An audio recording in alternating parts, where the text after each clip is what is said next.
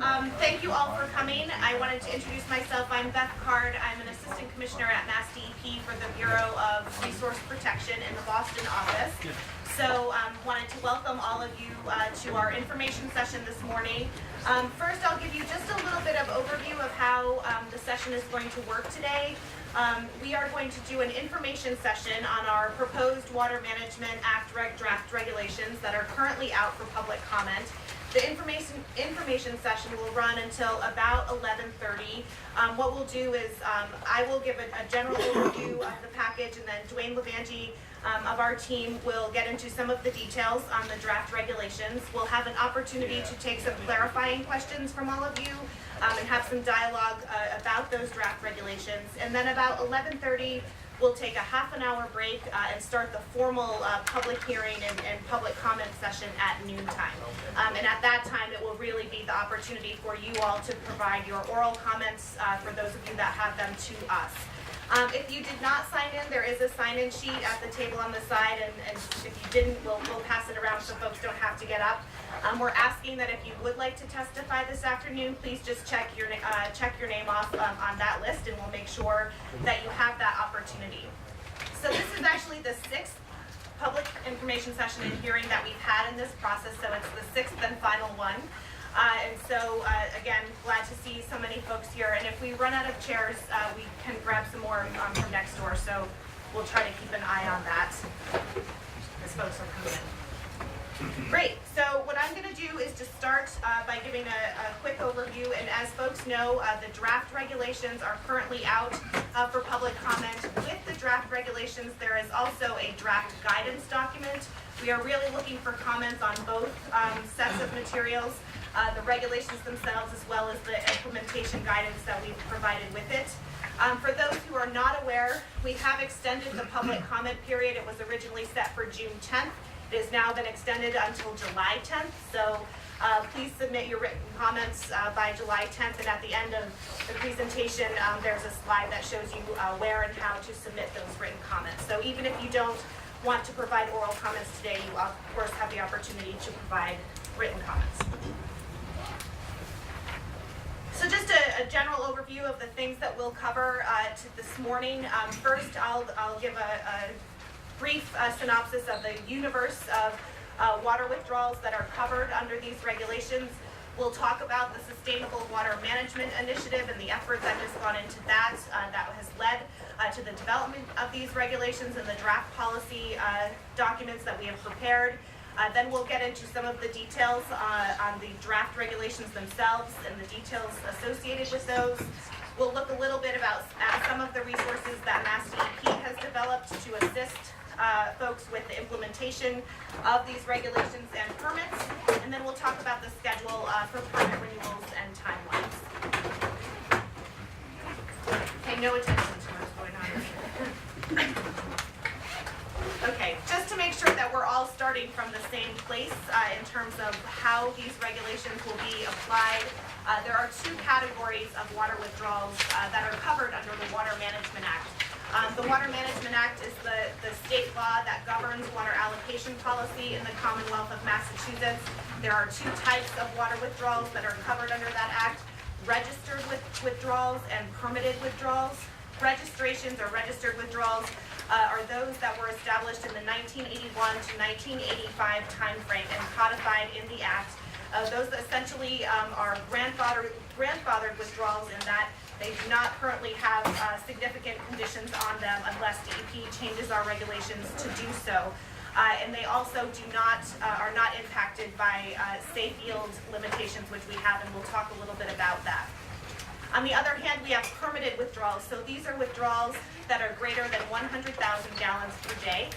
So they're either new withdrawals that exceed that volume or withdrawals above and beyond registered volumes that are greater than 100,000 gallons per day.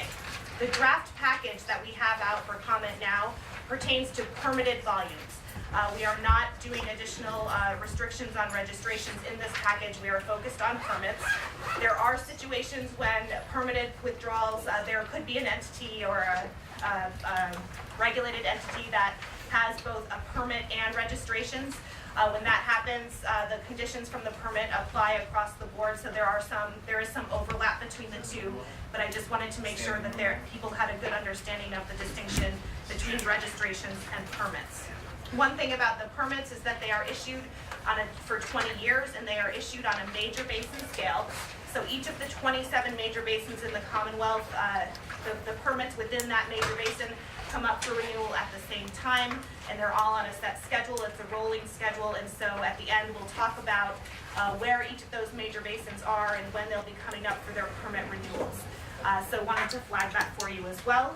I think another thing that's noteworthy about permits in the Commonwealth is that by law we cannot issue permits that would cause a major basin to exceed the safe yield for that basin. And so that's something that we're aware of. In Massachusetts, there are 2 basins right now that we're paying close attention to where the permitted volumes are be close to exceeding the safe yield, and that's in the Ipswich River Basin and the 10 Mile River Basin.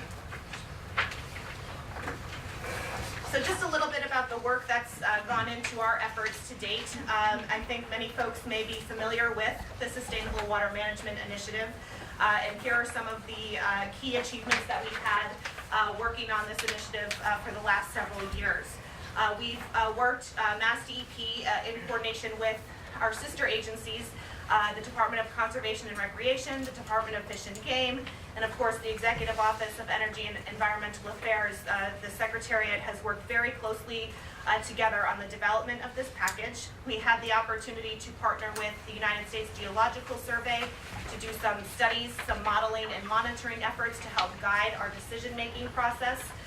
We've used the science that was developed by USGS and by our sister agencies to help guide our decision-making, as I said, and we've done that through a very robust stakeholder process. So we've had a large advisory committee that had opportunity to weigh in on this process. We also had a technical committee that had an opportunity to provide us information and give us feedback. So lots of meetings and lots of opportunities for that information sharing. I'll also note that over the course of time, over the last several years, we probably estimate that we've had about some 75 additional meetings where we focused on policy decisions that we were making, focusing on the protection of the environment as well as balancing water supply needs. So that it's been a very inclusive process. As a result of those efforts, we developed a draft framework in early 2012 and had the opportunity to put that out for public comment. The framework really sets the foundation for the decision-making that we used in drafting these regulations. That framework was finalized in November of 2012. And we also had the opportunity to pilot some of the work that we have done. So in 4 different areas, we used the framework to conduct some pilots where we really took our package out for a road test to make sure that there weren't additional changes that we needed to make to inform the regulation process before we actually drafted regulations. We did those pilots, as I said, in 4 places: Amherst, Shrewsbury, the Dedham Westwood District, and Danvers Middleton. So that process really did help us learn about how this would work on the ground, and as I said, really helped DEP as we were drafting our regulations. The deliberations with stakeholders, both public water suppliers, and watershed advocacy groups and folks in between has been ongoing. We did have a formal update for the full advisory committee last December where we shared the draft regulations and had an opportunity to walk through them. We've also been very fortunate in that there has been some grant money available to help us with the implementation and to prepare for the implementation of these regulations. So last year we had about $850,000 in grants that we were issued to a number of permitted entities and public water suppliers, and this year we've got about $1 million in grants available. We expect that to continue for the next 3 years, and Dwayne will talk a little bit about it when we get to the end of the slideshow, but I would just encourage folks to keep an eye out for when we have the call, the request for proposals on grants. It might be something that you're interested in, and we're happy to talk to you a little bit further about that. And then, of course, we have our draft regulations and guidance, which is what we're here to talk about today. Sure. So just some key elements and components that I want you to be aware of that you're going to hear about in a lot more detail today, but that are part of our package. First, we have a safe yield, which DEP has established as part of these regulations. And the safe yield, as I noted, applies on the major basin scale.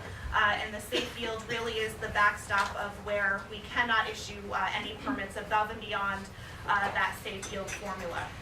In addition, we've spent a lot of time working very closely, as I said, with our partners and stakeholders and USGS on the establishment of stream flow criteria. And these are really the thresholds that we look at when we look at impacts of groundwater withdrawals and impacts to habitat and biology, and make decisions about what kind of management we need to put on different sub-basins. And stream flow criteria are applied on a much smaller basin scale, so we have safe yield on the major 27 watershed basin scale, and stream flow criteria apply on a much smaller 1,400 sub-basin scale. So we're looking much more specifically at the conditions in a local area when we talk about stream flow criteria.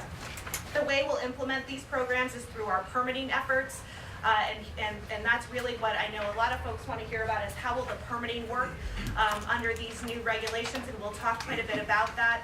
I think the key for us at Mass DEP is that we want to make sure that we are providing enough water to supply for needs for today, but also looking at the long view and making sure that we have enough water to support long-term growth and economic development when we need it. And so we wanted to also make sure that we're balancing those needs with protection of the environment. And so as we go through our presentation today, keep in mind that those are some of the key themes that we've really been focusing on. You'll hear some terms, and Dwayne will talk about them, where we look at minimizing impact and mitigating the effects of water withdrawals, and so that will get into some of the details associated with how the regulations and permits will work.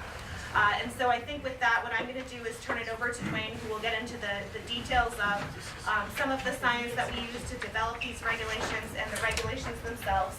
And then when we get through, as I said, you'll have opportunity to ask clarifying questions, and we'll do our best to answer those. Then we'll take a break and start the formal hearing where you can offer your testimony.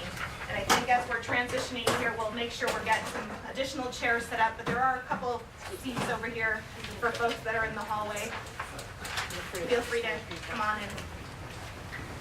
All right, so I'll turn over to you, Dwayne. Let's just take a little pause to let everybody let everybody come on in.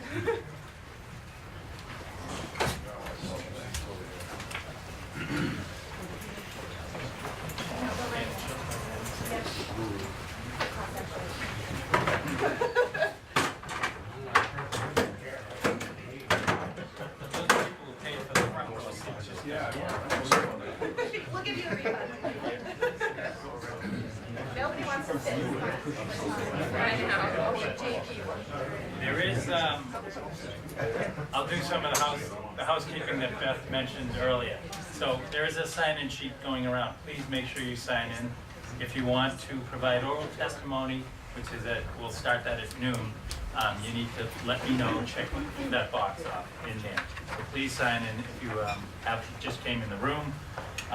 Today we're going over the regulations, and at noon I'm not taking questions. We are taking questions now. So this is your opportunity to ask questions if something I present isn't clear, or you just want to clarify something. So as Beth left off here, this is our 1400 scale map. This is the stream flow criteria, how we will use this in permitting. Biologic category is the simulated aquatic condition in 2000 to 2004, using fluvial fish as the surrogate variable. This is the indication of kind of the biologic condition based on imperviousness.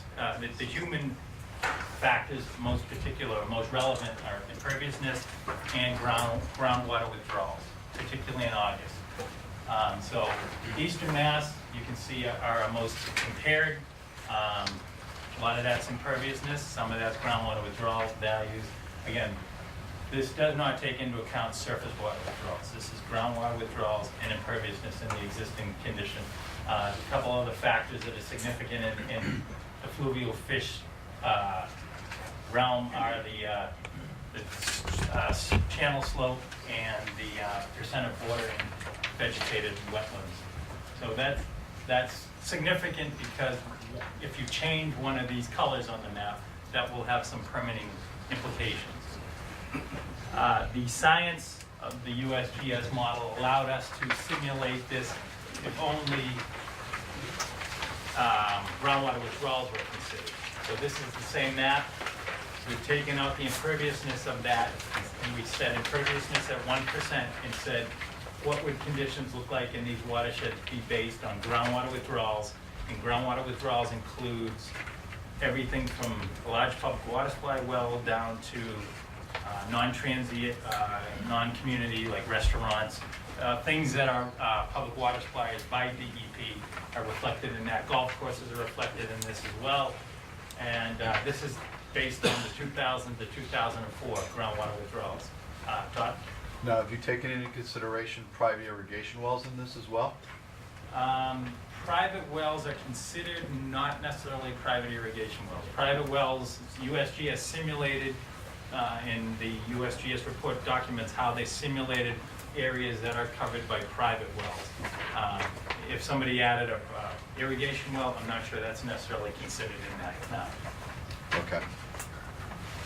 So that's the groundwater condition. Again, if you change the other map or you change this map, there are permit implications for that. So that's, you know, kind of the take home. As I said, this is groundwater only.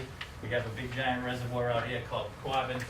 It's showing that there's no withdrawals there. It didn't take into account surface water withdrawals because, you know, the August withdrawal from Quabbin doesn't reflect when that water was stored. All that water was captured year-round. It was, you know, a lot of it's captured in March and April when flows are high and stored behind that. So USGS did not model the implications of the surface water withdrawal. That's not to say that surface water withdrawals are not subject to this, and we'll get into some of those specifics. As Beth identified, so safe yield is a big issue. It's been for 20 years in the program. We had a safe yield that permits were done for the first 6 or 7 basins. There was a lot of belief that the safe yield methodology that was used wasn't reflecting, wasn't doing what it was intended to do. For 15 years or so, DEP looked at things on a site-specific basis, said, what are the impacts of that withdrawal to this location? That did not necessarily take into account all the cumulative impacts. In 2007 or 8, we were remanded back to figure out what safe yield was. So there was a lot of deliberation in the swimming process, particularly early in the advisory process, to come up with a safe yield formula. As Beth mentioned, the formula has been broken down into the major basin scale. So 27 land-based major basin safe yields exist in Massachusetts. They're documented in the framework. The values that were in that in that 2012 framework are still the safe yields we're talking about on a major basin scale. How did we do that? We looked at using some of the tools that USGS created in this process, particularly the Sustainable Yield Estimator. So what that tool allowed us to do is look at anywhere in Massachusetts, simulate, it allowed us to simulate what natural flows would be. So we used that tool in most of the basins. Cape and Islands and some of the groundwater different systems in the southeast that didn't necessarily apply. The Connecticut and the Merrimack, which are, the watersheds are much larger than what the science allowed us to do. We used actual gauge readings and used those values. Everywhere else, 23 or 24 of the major basins, we used the SYE tool to simulate a drought. And we looked at a drought, and we did 90th percentile flows. So 90% of the time, the flow is above this value. So we're gonna simulate that and see what that looks like. So on January 1st, 90% of the time, the flow is above X. January 2nd, 90% of the time, the flow is, and we did that for all 365 days and came up with a simulated drought value. Now, we truth checked that against kind of the 1960s drought and the 1980s drought in particular, and said, is that simulated drought within the reality or the realm of what the existing droughts were? And it was. Most basins were right around that value. Some were a little more, some were a little less. So, but our simulated drought was in the kind of the realm of what we've seen historically for most of our watersheds.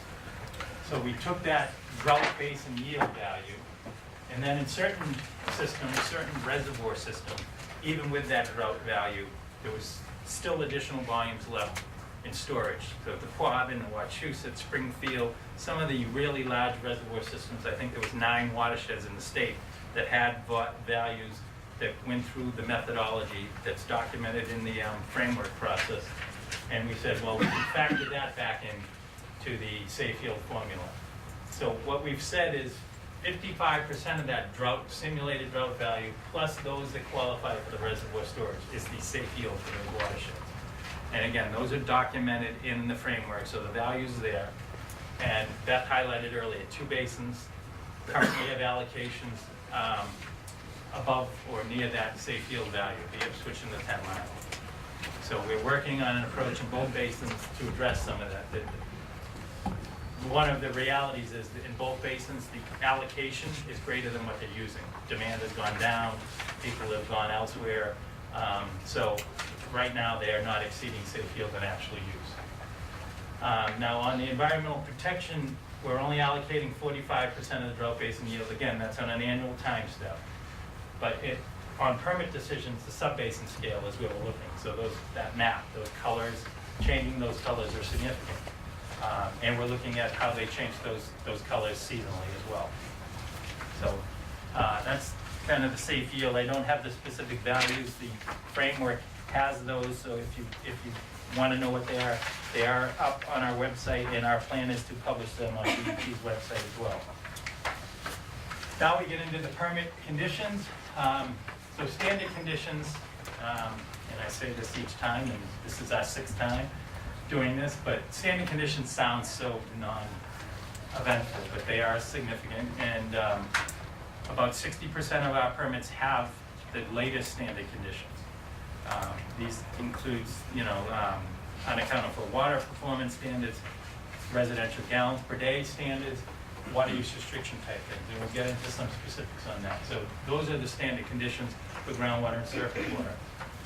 The new SWIMI addition, the new addition we've talked about in the Water Management Act is where there's a cold water fishery resource that folks located in a watershed, in a sub-basin with a cold water fishery resource is going to try to minimize the impacts on that cold water fishery resource.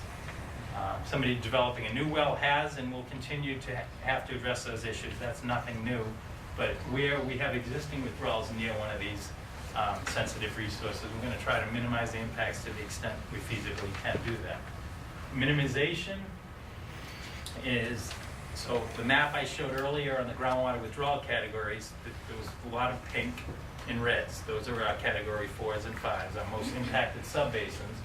And in those subbasins,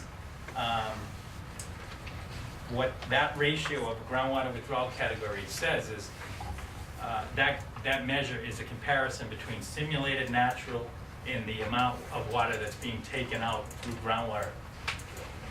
What that doesn't factor in is the returns. So a lot of people take water out, a lot of people put water back through septic systems and groundwater discharge permits. Minimization, we've narrowed the GWC, the a lot out, and we're saying those that have a lot coming out and not as much going back, so we have a net depletion of greater than 25% in August, you'll need to minimize. And we'll get into some specifics on that. And finally, those who are looking for more water over a baseline, a set value, are going to have to mitigate for that increasing demand that they have. So the standard conditions, again, we've been introducing these into permits for about 10 years. 50 to 60% I would say have it. If you don't, this may be a significant change. These are conditions that we've been tracking. Public water supplies have been submitting information on our website. You can find this information. I would say 65 to 70% are meeting that standard. I think it's a little lower in the unaccounted for. Each of those standards are based on the annual statistical report that suppliers provide to us. We ask for documentation on certain aspects of those. The way this works is you have 2 years to meet that standard from when it goes into your permit. If you don't make it in 2 years, you're gonna submit a plan to us and say, I'm doing X, Y, and Z of your own accord, hopefully to get you there. You guys know your systems. Hopefully that gets you to the performance standard.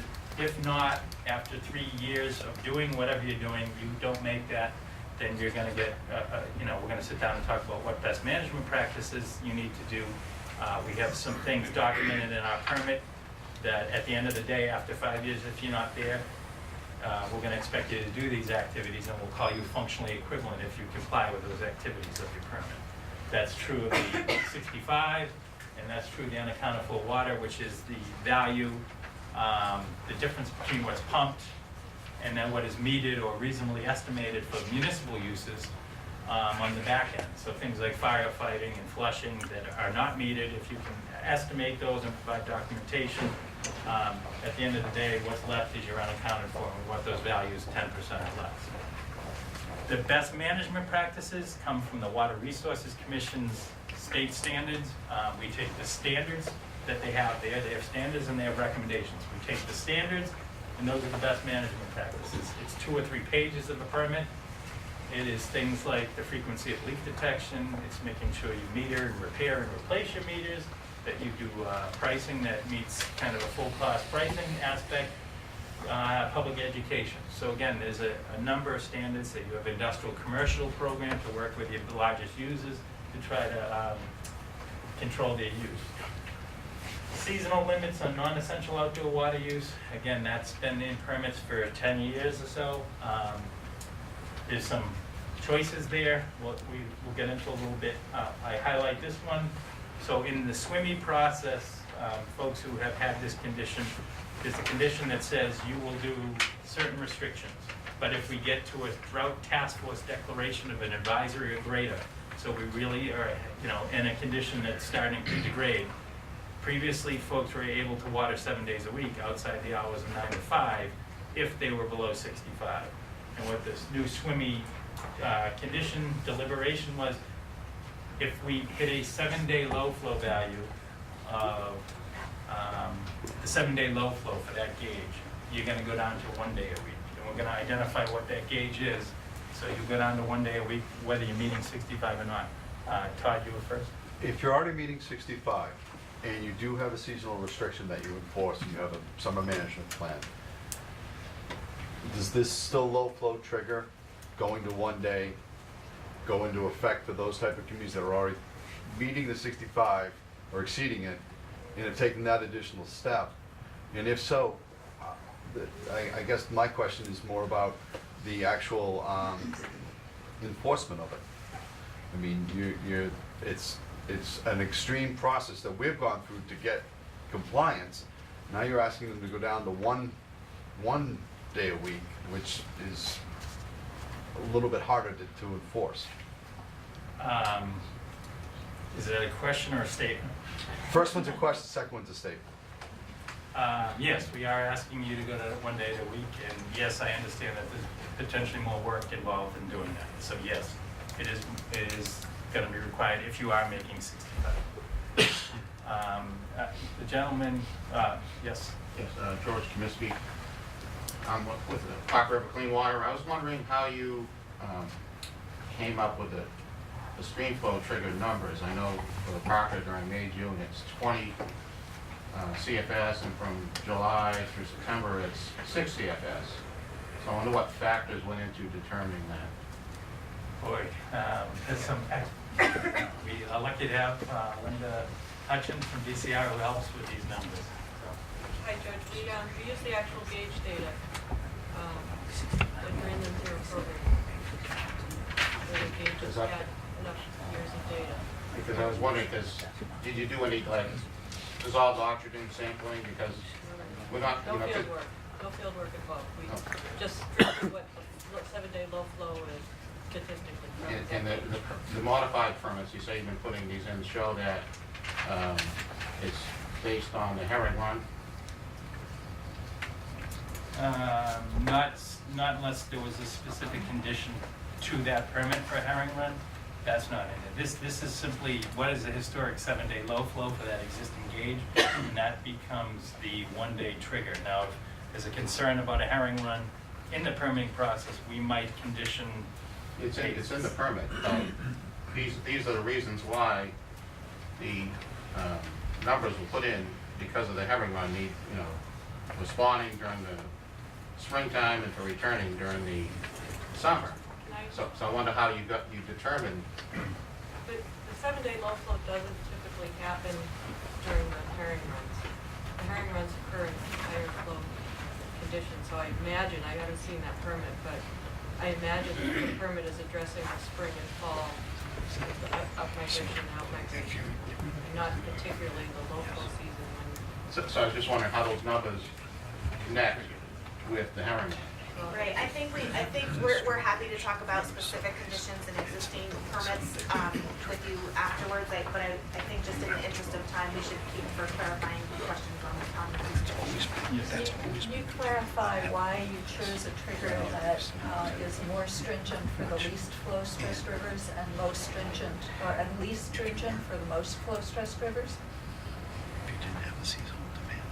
I think that's one I'm gonna have to think about. I should have thought about it already because it was in the prior comments on this subject, so I wondered if you had an answer yet. I'm sure we have an answer to it, it's just not on the top of my head. Because of course, the 7-day low flow for a flow stressed river could be as low as 0. Whereas for, say, a surcharged river, it would be high, so it would be triggered much earlier. Yeah. And I think that's something we can certainly take back and Yeah. get back to. I'd appreciate that. You're welcome. Todd? And on these stream flow figures, are you looking at, beyond just the withdrawals, what other effects there are above that stream gauge, beyond the water withdrawals that are right there? You and I have gone over this on occasion about other uses upstream that are out of my control on water withdrawals, that it's not necessarily my water withdrawals that are affecting that stream gauge. We are doing it based on the actual flows, as Linda said, so. Whether it's you or somebody who's impacting that gauge, the intent is to use real gauge data. Or if it's just a natural low flow time of year, just a drought condition. Drought was still stressed. Could you speak up? We can't hear you back here. Sorry, it's irregardless of the cause of the low flow period. It could be just a natural low flow period caused by a drought condition, lack of rain, basically. They thought it was appropriate to limit outdoor water use during that period. Yes, sir. If residents, use water that is demonstrably not a surface or groundwater withdrawal, would that be exempt from the 65 gallons per capita? They use water that's not from a surface or groundwater withdrawals. Right, such as rain barrel, or if we develop a gray water system? Yeah, that wouldn't be reflected in their water sales, so yeah, that can be used. Thank you. Yes.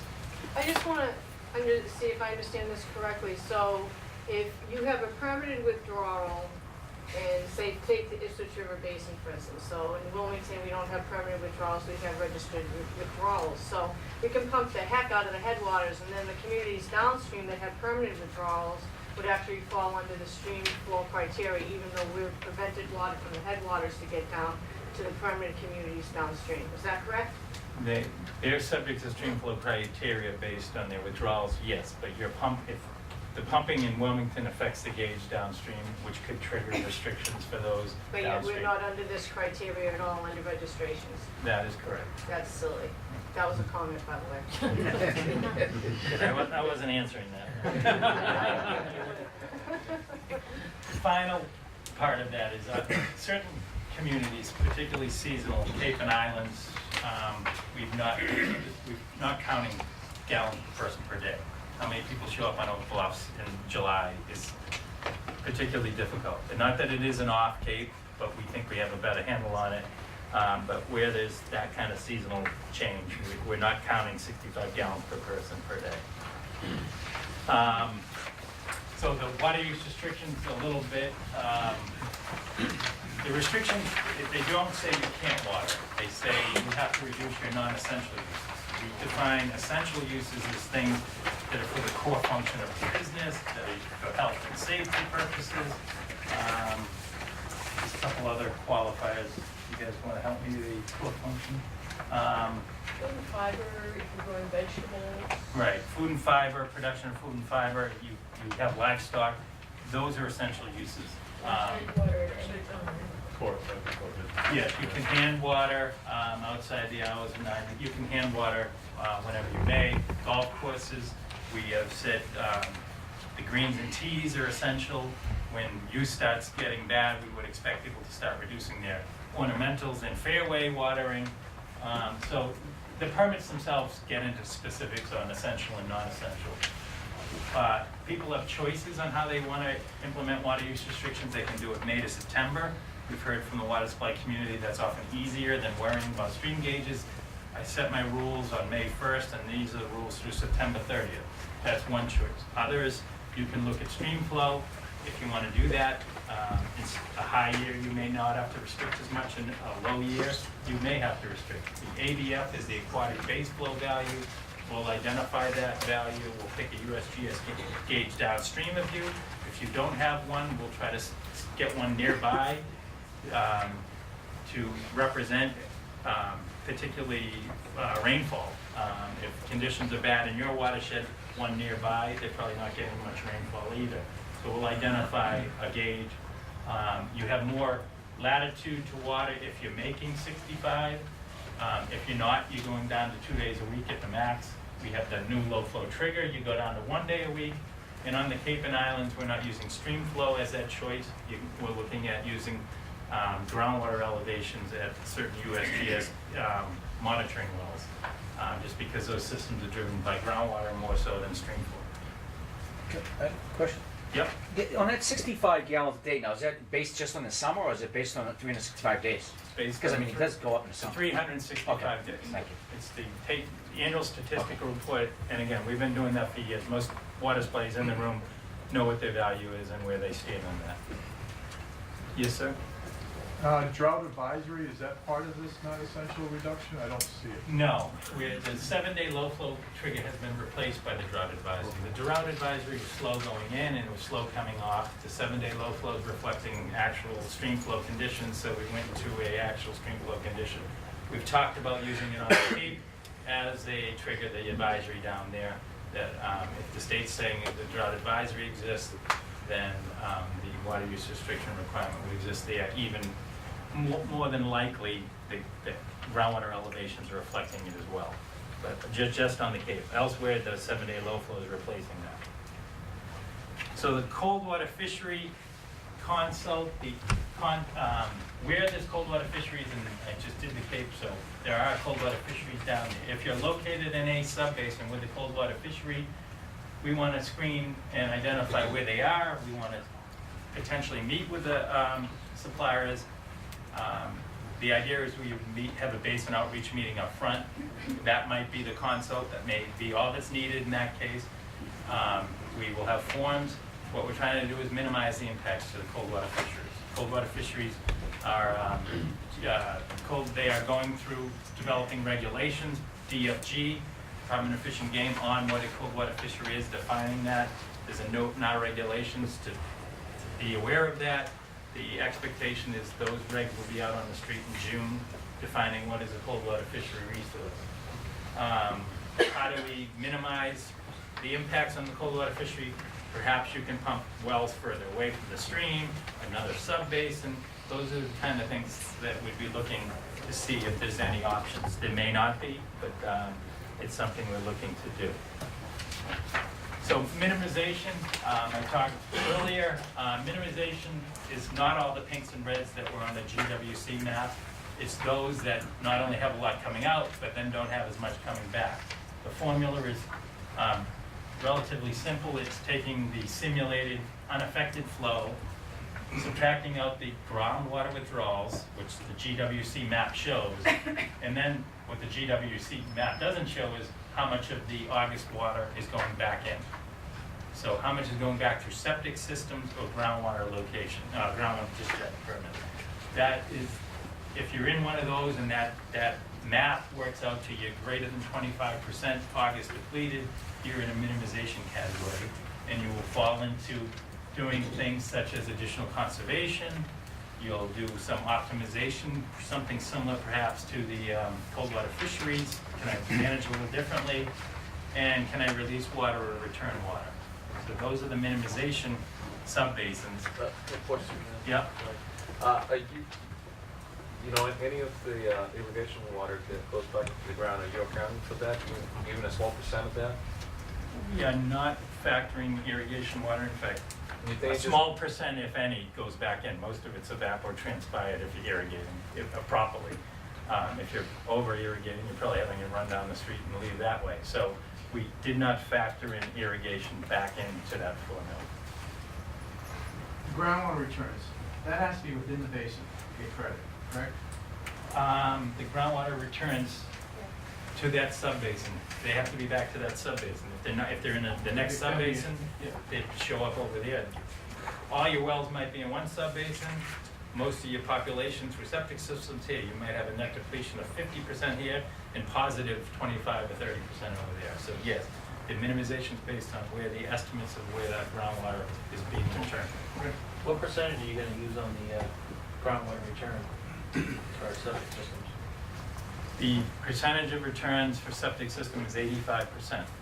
So the assumption is 85, and that was done in the USGS report, 85% of what you supply your systems, assuming you're 100% septic system, 85% is going back. And I'll speak to how that plays into some of the math here in mitigation. Yes. Wait, will you get credit? Take water out of a medium stress basin and turn it to a high stress basin? Credit is, or you may get more credit for doing something like that. We'll talk a little bit about that, yes. What is the science behind the minimization for permits and not registrations? So in other words, if you have a permanent withdrawal and you're impacting and you won't have to minimize, maybe by moving, wells away from a stream, for instance. But if you have a registration, you don't have to minimize. Is there science behind that? That is a No, policy decision.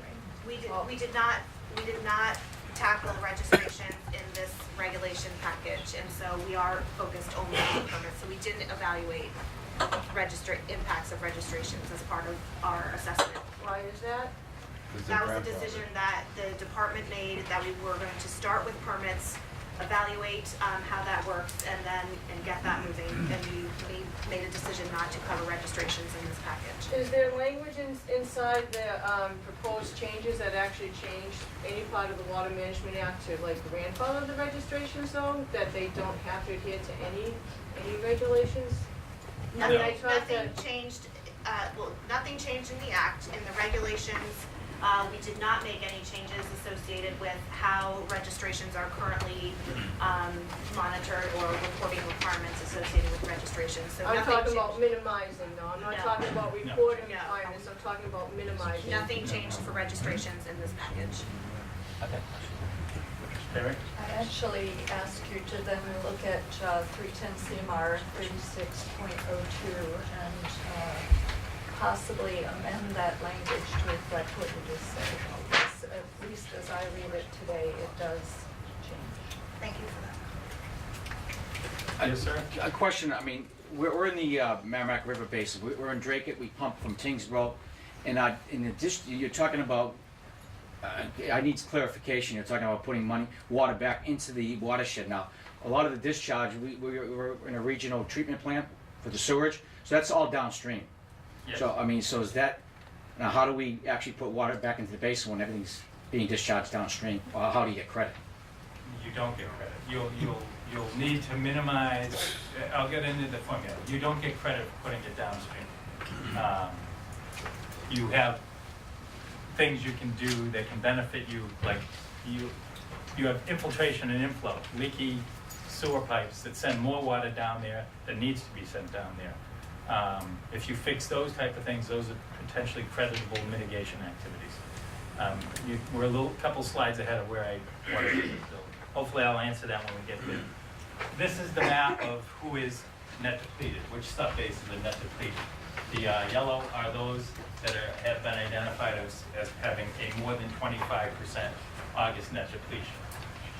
So